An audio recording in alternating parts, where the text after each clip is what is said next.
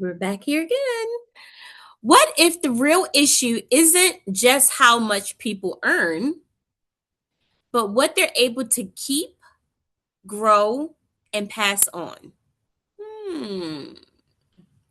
Good morning, and welcome to Disrupting Poverty Through Leadership That Delivers Results AM Talk Show. I'm your host, Dr. Tekemia Dorsey, and today we're addressing a critical issue. A critical and often overlooked component of poverty disruption: financial literacy and asset building. Because income alone does not create wealth, ownership does, strategy does, access does. Today's episode is titled Financial Literacy, Asset Building, and Economic Power: Closing the Wealth Gap. Agenda 2030 in action. Mm, let's connect this to Agenda 2030. What is Agenda 2030, you ask? Of course, it's to end poverty by 2030. And part of Agenda 2030 are the Sustainable Development Goals, especially SDG 1, no poverty, Sustainable Development Goal number 8, which is decent work and economic growth, and Sustainable Development Goal 10, reduce inequalities. Let me highlight a critical truth about these SDGs in Agenda 2030. Poverty is not just about lack of income. Not at all. It is about lack, it's about a lack of financial systems, knowledge, and access to wealth building tools. And that's the gap we're exploring today. Let's begin by understanding the difference between income and wealth. And the best way to do so is let's ground this in reality. Okay, we have two individuals earning the same salary, even keel, right? One has access to savings, investments, and financial education. The other lives paycheck to paycheck with no financial guidance. Over time, one builds assets while the other remains financially vulnerable. The truth is, income creates stability, but wealth creates security. And without intentional systems, many never cross the bridge from stability to wealth security.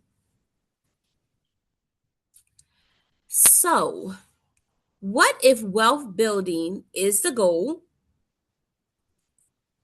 but what barriers are preventing people from actually meeting their short term and long term goals? Let me ask the question again. So, if wealth building is the goal, what barriers are preventing people from reaching it? Great question, right? Barriers include, but are not limited to, lack of financial education. And financial education in itself, when we're talking about financial literacy or financial goals, it's it's so comprehensive. It's oftentimes not there's no way to get all that information in one setting. In other words, right? Another barrier is limiting access to banking systems. And that is a huge, huge downfall. If you don't have an accountant, or you're not familiar with accounting, or if you're not familiar with the ins and out and the depth of options in banking systems, the wealth through sustainability is not really happening, right? Another barrier is predatory lending practices, not signing up for the first thing just because it's on a moving train. And then absence of generational wealth. Who are you mimicking? Who are you duplicating? Who are you seeing? Who do you have around you that's doing what you want? A young professional by the name of Malik earned a steady income but relied on high interest loans due to a lack of financial knowledge. That's about 70% of the youth and young adults today, older people too. And over time, Malik debt increased instead of his assets. The truth, without knowledge and access, income can still lead to financial instability. It's the truth. You earning this or you're spending before you even get it. And what you're earning, you're not investing because you may be unfamiliar in how to invest it and what works.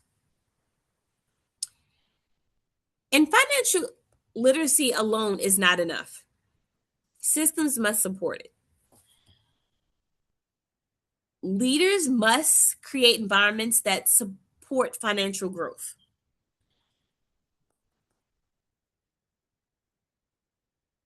That could be employer sponsored financial education programs, partnering with local branches, partnering with banks, having them come in to do financial education workshops, um,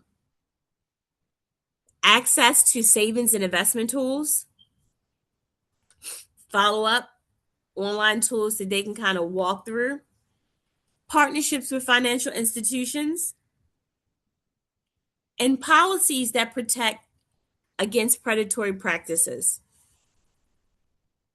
I was speaking to a banking friend of mine about 2 weeks ago, and their organization or their institution implemented an employer financial wellness program. Always sounds great, right? And their employer financial wellness program included employees increasing their savings rates and financial stress decrease. So the wellness programs had those two targeted outcomes: employees increasing their savings rates and financial stress being decreased. So lessen the burden, lessen the anxiety, lessen the frustration, right?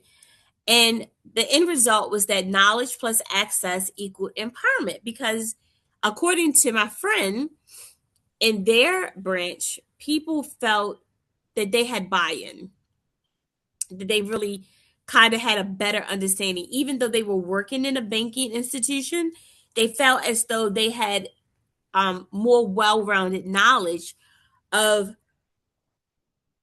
so early how to make things work for them other than just saying that they work at a bank. Now let's move from stability to asset building. Assets create long term economic mobility. For example, home ownership, long term economic mobility.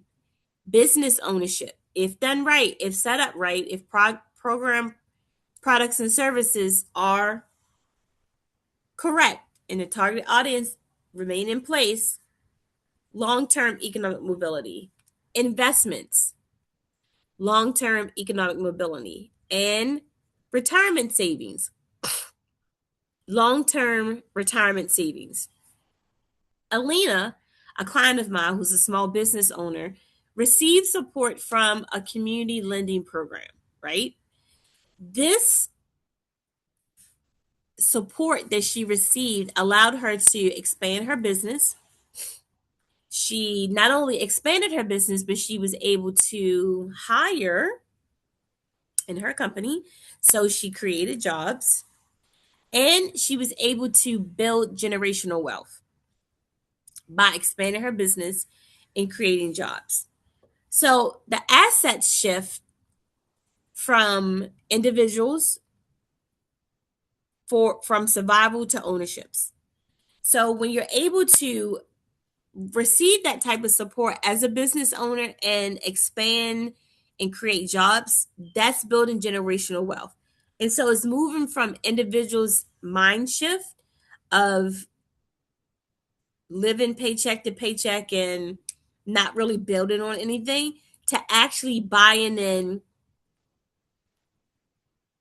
and creating ownership for individuals. But access to these pathways must be intentional. You cannot just wake up one day and say, "Oh, I'm just going to open up a 501c3, 54567," right? You could, but it would not be beneficial. So, access to these pathways must be intentional. And in order for that to happen, leaders must address systemic inequities, such as supporting minority owned businesses, expanding access to capital, yep, creating inclusive financial policies,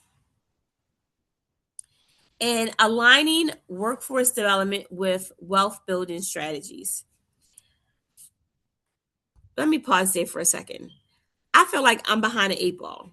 I wish I had been, I wish I had followed my initial gut with fighting poverty like 20 years ago. But I probably wouldn't be where I am today in everything that I'm doing because I don't think I was ready for it back then. But being knowledgeable now, and not that it's too late for me, but knowing what I know from through experience and through education and now through research and all of that, my goal is to make sure that my children are Gucci, right? And at their very young ages, things that I did not understand until I was in my 30s and 40s.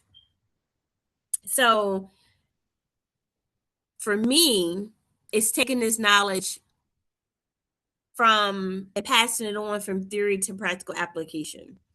So if you're anything like me, where you're not too late, but you feel like you're way behind an eight ball, invest that information, that knowledge, that theory and practical application into nieces, nephews, neighbors, or children so they can be better off. That's just my input. Okay, so back to what leaders must address for systemic inequities, right? A city invested in a local entrepreneurship program that aligned with SDG 8. And remember, SDG 8 is, what's the SDG 8?